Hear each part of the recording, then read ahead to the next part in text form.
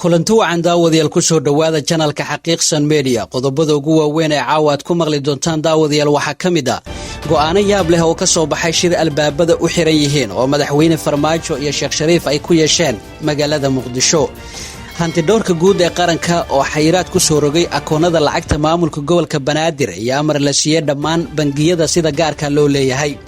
xog dheeraad ah oo laga helayo ciidamo hubeysan oo la wareegay saldhigyada magaalada Gaalkacyo Xasan Sheikh Maxamuud oo dowladda federaalka ugu hanjabay in laga joojinayo canshuurta shacabka xamar howlgal laga sameeyay Muqdisho lagu soo xirxiray in ka badan 70 ruux madaxweyne Farmaajo iyo Kheyre oo lagu eedeeyay in beelahooda ka taxeen xililka ugu sareeya ee dowladda akhbaaraadka caalamkana daawadayaal waxa ugu doorkaroon nin u dhashay dalka Turkiga oo dilay xubnaha qoyskiisa iyo maamulihiisa intaasi daawadayaal waxay ahaayeen qodobadii warka ugu doorkaroona markana ku soo dhawaada iyagii oo fidsan go'aano yaab leh ayaa ka soo baxay shir albaabada u xiran yihiin oo madaxweyne Farmaajo iyo Sheikh Shariif ay ku yeesheen Muqdisho warar lagu kalsoonaan karo ay helayso warbaahinta ayaa sheegaya in kulan xasaasi ah oo madaxtooyada Soomaaliya uga socday madaxweyne Maxamed Cabdilaahi Farmaajo iyo madaxweynihii hore ee dalka Sheikh Shariif Sheikh Axmed kulankana ayaa ahaa mid looga hadlaya xaaladda dalka waxaana warar hoose oo helin ay sheegayaan in madaxweyne Farmaajo uu ka codsaday madaxweynihii hore ee Soomaaliya Sheikh Shariif in la yareeyo dhaliilaha uu jeedinayo dowladda isla markaana qodbadiisa uu ku garab istaago dowladnimada Sheikh Shariif madaxweynihii dowladda ku meel gaarka ahayd ayaa hogaaminaya xisbiga himilo qaran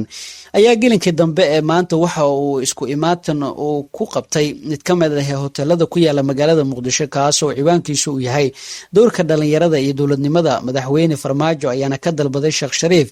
in muxaadaradaasi ay noqoto mid loogu hiilinayo dowladda uu madaxweynaha ka yahay shalay ay ahayd markii magaalada Muqdisho lagu qabtay xaflad lagu daafurayay xisbiga uu hogaamiyo Sheikh Shariif Sheikh Axmed ee himilo qarankaas oo ay ka qayb galeen mas'uuliyiin kala duwan oo ay ka mid ahaayeen Xasan Sheikh Maxamuud iyo gudoomiyihii hore golaha shacabka Maxamed Sheikh Cusmaan Jawaari iyagoona si kulul u dhaliilay dowladda uu hogaamiyo madaxweyne Maxamed Cabdilaahi Farmaajo lama oga waxyaabaha uu kulankan ka bedeli doono qodbadaha loogu talagalay in Sheikh Shariif uu jeedinayo dhalinyarada uu ku casuumayo magaalada Muqdisho hanti dhowraha guud ee qaranka ayaa xayiraad ku soo rogay akoonada lacagta maamulka gobolka Banaadir iyo amar la siiyay dhammaan bangiyada sida gaarka loo leeyahay xafiiska hanti dhowrka guud ee qaranka Soomaaliya ayaa xayiraad ku soo rogay dhaqdhaqaaqa maaliyadeed ee maamulka gobolka Banaadir sida ay xogta sheegayso xafiiska hanti dhowrka qaranka ayaa waraaq amar ah uu kala diray bangiyada sida gaarka loo leeyahay iyo bangiyada dhexe waxaana si rasmi ah loo xayiray dhammaan akoonada maamulkaasi sida aan xogta ku helnay maamulka gobolka Banaadir ayaa diiday in lagala xisaabtamo xisaab xirkii 6 bilood ee la soo dhaafay waxaana taasi ay keentay in la xayiro dhammaan dhaqdhaqaaqa maaliyadeed ee maamulka gobolka Banaadir sababtoo maamulka gobolka Banaadir uu diiday in la xisaabtamo ayaa lagu sheegay kadib markii 6 bilood ee ka horeysay 60 bil lagu helay masuq xoogan iyo lacag badan oo la lunsaday isla markaana ay hadda ka cabsanayaan in la soo bandhigo masuq ku jira maamulka gobolka Banaadir maamulka gobolka Banaadir ayaa lagu eedeeyay inay ku maqan tahay 16 milyan oo dollar oo la yahay cidda qaadatay iyo meesha lagu bixiyay sida ay isku raaceen guddiga maaliyadda ee baarlamaankii hanti dhowrka guud dhanka kalena xog dheeraad ah ayaa laga helayaa ciidamo hubeysan oo la wareegay saldhigga magaalada Gaalkacyo wararka laga helayo magaalada Gaalkacyo xarunta gobolka Mudug ayaa waxay sheegayaan in maleeshiyada hubeysan ay maanta la wareegeen saldhig ku yaala mid ka mid ah xaafadaha magaalada Gaalkacyo dad ku sugan magaalada Gaalkacyo ayaa sheegay in maleeshiyada uu hogaaminayo nin magaciisa lagu soo koobay doohdaan ay la wareegeen saldhigga bartamaha oo ay ku shaqeeyaan ciidanka ilaalada canshuuraha dowladda hoose oo ku yaala xaafada Garsoor ee waqooyiga magaalada Gaalkacyo wararka ayaa waxay intaasi ku darayaan in maleeshiyaadka saldhigga la wareegay ay ganacsatada ka qaadayeen ilaa isaakay dadka ganacsatada canshuuro isla markaana ay qabanayeen shaqadii ciidamada ilaalinta canshuuraha ee dowladda hoose saraakiil ciidanka hogaaminaya ee magaciisa lagu soo koobay doohdaan ayaa mar soo noqday madaxa baarista iyo dabagalka dowladda hoose degmada Gaalkacyo si yeeshe waxa halkaasi ka qaaday gudoomiyihii magaalada Gaalkacyo Yaasiin Cabdisamed laamaha amniga ee gobolka Mudug Puntland iyo mas'uuliyiin degmada Gaalkacyo ka tirsan ayaa ilaa hadda ka hadlay maleeshiyada qabsatay saldhigga bartamaha oo ay ku shaqeeyaan ciidanka ilaalada canshuuraha dowladda hoose magaalada Gaalkacyo. Xasan Sheikh Maxamuud ayaa dowladda federaalka ugu hanjabay in laga joojinayo canshuurta shacabka xamar. Madaxweynihii hore ee Soomaaliya Xasan Sheikh Maxamuud ayaa siyaabooyin kala duwan u weeraray madaxda dalada dalka haysa, waxaana uu ka hadlay maqaamka Muqdisho. Ugu horeyn Xasan Sheikh Maxamuud ayaa sheegay in dowladda Soomaaliya ay dhaqaalaha ugu badan ka hesho shacabka magaalada Muqdisho, isla markaana aysan jirin magaalo kale oo dowladda ay dhaqaale ka hesho. Sidaas daraadeed ayuu sheegay in shacabka Muqdisho xaq u leeyihiin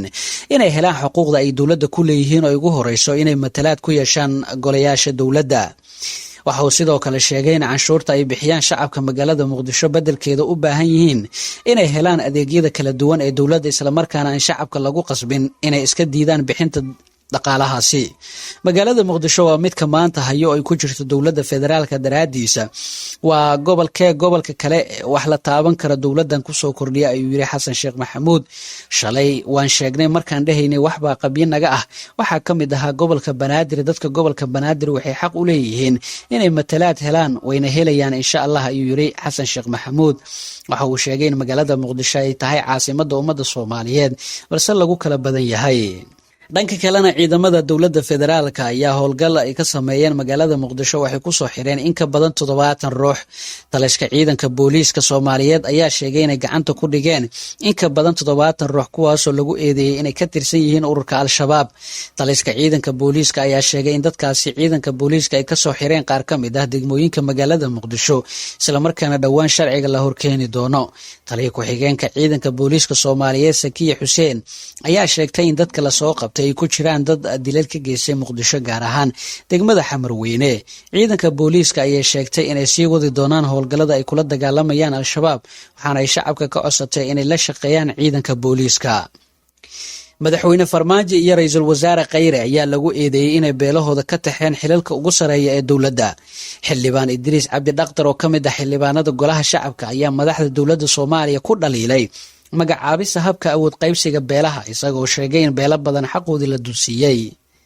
Waxa uu sheegay in beelaha ay ka soo jeedaan madaxda ugu sareysa dowladda sida madaxweynaha iyo ra'iisul wasaaraha dhammaan la siiyey xilalka ugu badan ee dowladda, isla markaana shaqada laga ceeriyay xubno joogay safaaradda dibadda ee ka soo jeeda deegaanada Koonfur Galbeed. 28 ruux ayuu sheegay in shaqadii ay u hayeen dowladda laga eriyay, isla markaana lagu bedelay dad ku heeb ah madaxda dowladda federaalka, isla markaana ay meesha ka baxday 4.5 oo wax lagu qaybsan jiray. Tani markii ay la doortay dowladda madaxweyne Maxamed Cabdullaahi Farmaajo ayaa la eriyay shaqaale badan oo siyaabooyin kala duwan ku timi. Waa tahay daawadayaal, markana aynu eegno akhbaaraadka caalamka. Nin u dhashay Turkiga ayaa dilay xubnaha qoyskiisa iyo weliba maamulihiisa. Ninkaas oo magaciisa lagu sheegay Ismaaciil Basbaas ayaa la sheegay inuu shalay dilay maamulkiisa oo muran kala dhaxeeyay. Booliiska dalkaasi ayaa sheegay inuu eedeysanaha toogasho ku dilay maamulihiisa lagu magacaabi jiray Axmed Guskan xilli uu salaad tukanayay. Dhacdadaas ayaa la sheegay inay ka dhacday gobolka Sakariya, iyadoo uu eedeysanuhu baxsaday dilkaasi kadib. Booliiska oo ninkaasi ka baadi goobaya gurigiisa ayaa waxay la anfariireen markii ay arkeen eedeysanihii xaaskiisa iyo ilmo yar oo ay dhaleen oo wada meyd ah oo ay xabada ku yaalaan. Warbixino hordhac ayaa sheegay inuu Ismaaciil Basbaas dilay xaaskiisa iyo cunugta yar, kadibna uu gacanta uu isku qaarijiyay. Guud ahaan daawadayaal, warkii aad kala socoteen channelka Xaqiiqsan Media waa naga inta. Fadlan haddii aad nagu cusub tahay nagu soo biir oo subscribe saar channelkan, sidoo kalena like iyo share ha ka iloobin, qaybta hoosena aragtidaada noogu reeb, waana mahadsantahay.